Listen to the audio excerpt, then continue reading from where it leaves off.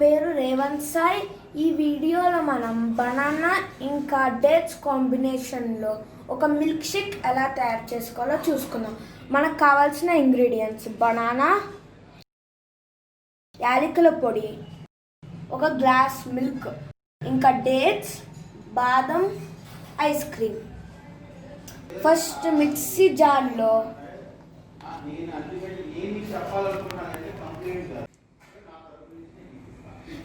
మనం బనానాస్ వేసుకోవాలి. Next dates ఇంకా బాదం పప్పులు వేసుకోవాలి.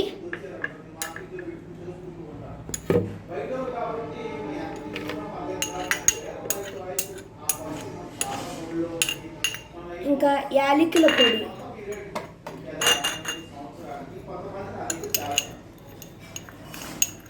ఇప్పుడు కొంచెం షుగర్ వేసుకోవాలి.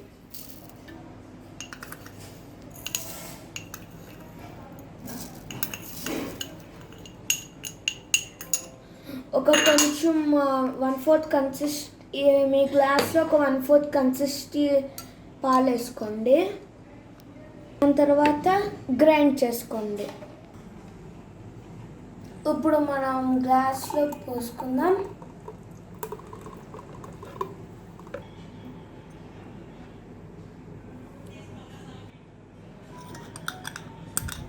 ఇప్పుడు మనం కొంచెం ఐస్ క్రీమ్ వేసుకుందాం.